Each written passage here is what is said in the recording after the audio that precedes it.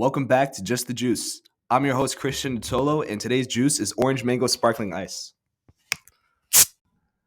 I have Stanford High student George Manguinha here to tell me how our juice today is. Honestly, it tastes pretty good. I like the orange. I'm a big fan of oranges, so it was pretty good. Very well rounded. Thank you, George. R. Kelly is set to be sentenced for Chicago convictions of child pornography and enticement of minors for sex. The 56-year-old singer will learn whether he faces a life sentence or will have some hope of release. Prosecutors are requesting that Kelly serve his new sentence only after completing his 30-year term in New York for racketeering and sex trafficking. If Kelly must serve his sentence consecutively, it would mean he would spend the rest of his life behind bars. Prosecutors recommend a 25-year sentence served consecutively, while the defense wants a sentence of around 10 years served simultaneously. Kelly's lawyer accuses prosecutors of embellishing their narrative in trying to make Kelly a symbol of the hashtag #MeToo movement. In other news, the divisive social media influencer and former professional kickboxer Andrew Tate, who is being held in Romania on suspicion of being involved in organized crime and human trafficking, showed up Monday at an appeals court in Bucharest to contest a ruling that last week extended his detention by 30 days for a third time.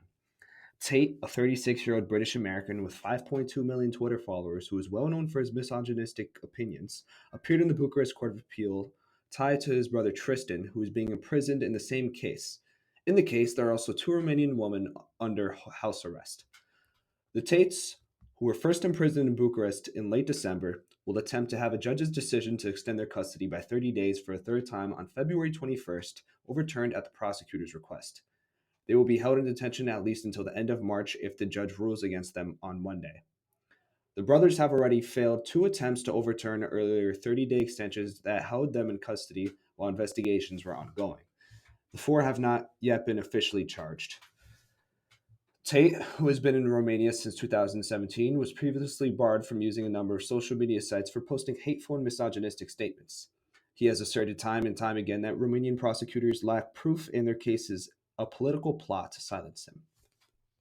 After their arrests in December, Romania's anti-organized crime agency claimed in a statement that it had identified 6 victims in the case of human trafficking who had been sexually exploited and the targets of acts of physical violence and mental coercion by members of suspected crime gang.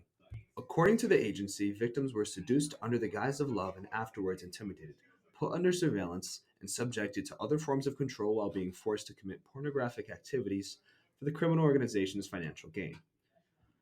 Authorities from Romania raided the Tate brothers-related compound outside of Bucharest in January, towing away a collection of high-end vehicles that included a Rolls-Royce, a Ferrari, and a Porsche.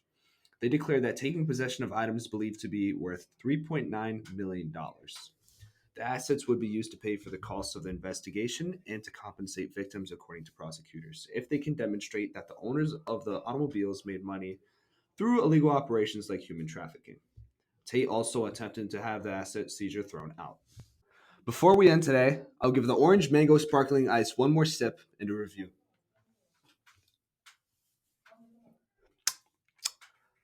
I give this a solid 6 out of 10.